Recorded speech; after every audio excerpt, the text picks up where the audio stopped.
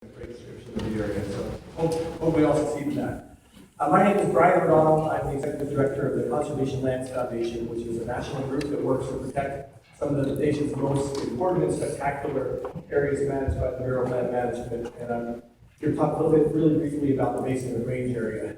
And I couldn't be more thrilled to look around and see how much enthusiasm there is here. We are all gathered in the jury selection room of the courthouse, and I think it's safe to say that the public lands are significantly more popular than jury duty.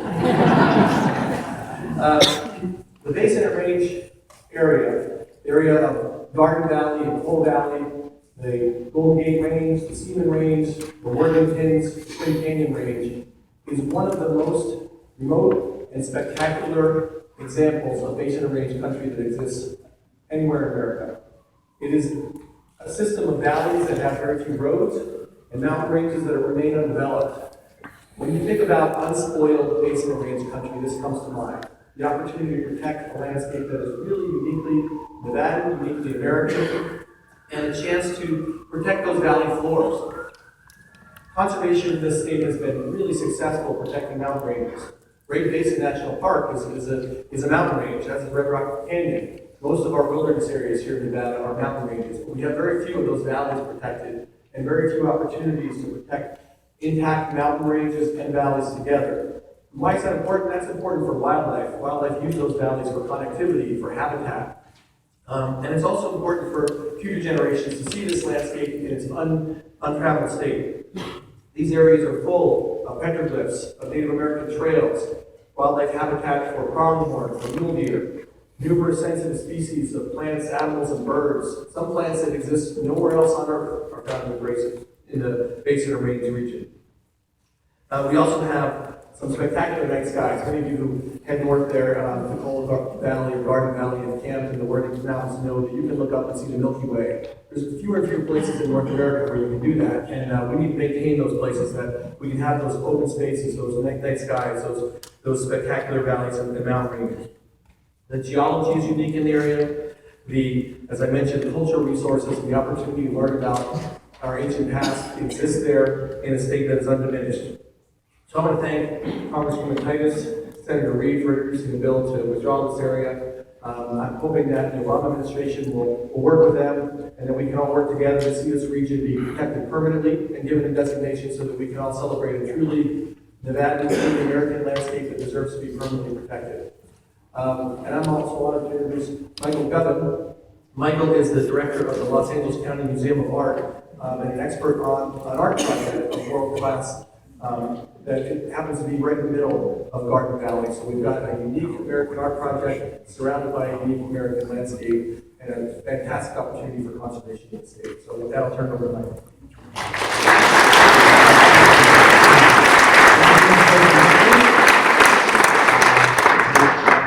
So, I'm Michael Govin, Director of the Los Angeles County Museum of Art, but for 20 years I've been going back and forth to Nevada to work with an artist, Michael Heiser. I thank Senator Reid for pulling us all together and being there. Thank you, Congresswoman Titus. I will try to answer your question about why it's called City quickly.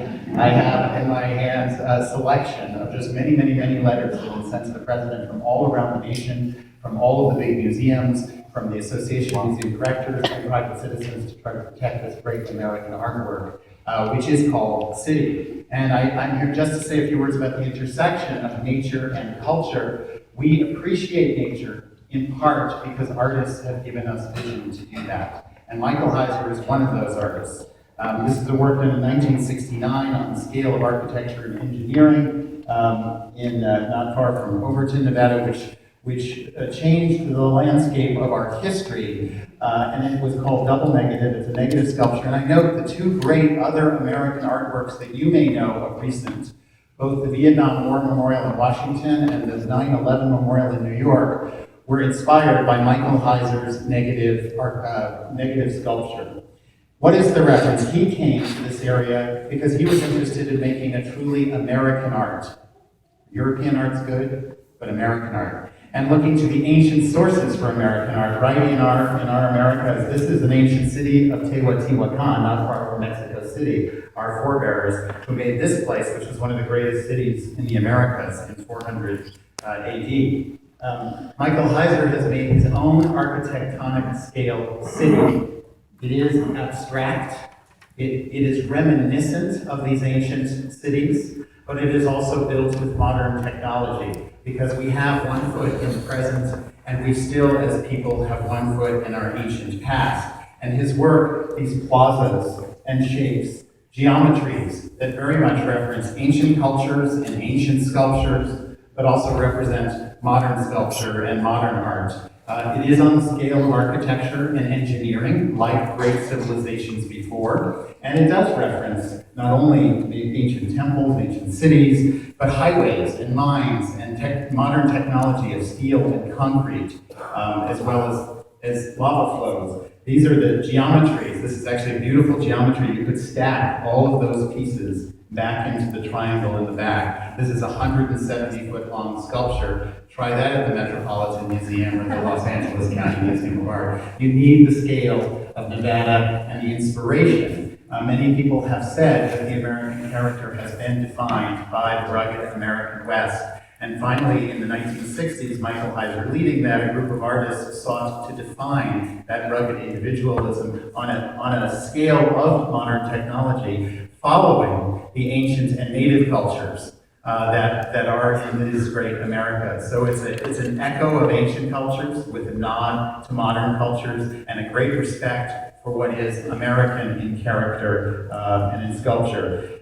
Again, you can't do this in a museum. The geometry, which is a child's mathematical exercise to learn everything about geometry and math, but also sculpture that has reminiscence of nature and lava flows that are arrested. It's incredibly beautiful, meant to be experienced. It is almost finished, and that's why its protection is so paramount. It is on the scale, as Senator Reid said, of cities, one of his favorite cities, Washington, and what he referred to was the size of the mall in Washington, D.C. So here is a scale overlay of the city on top in Nevada, and the Washington Monument to the Capitol with all of the museums in between, to give you a sense of the monumental scale that takes in the mountains, the sky, and makes us feel in a place in relation to all of this great nature and civilization. It's something that is truly inspirational, and the point of protecting it is so that it will someday become an ancient monument,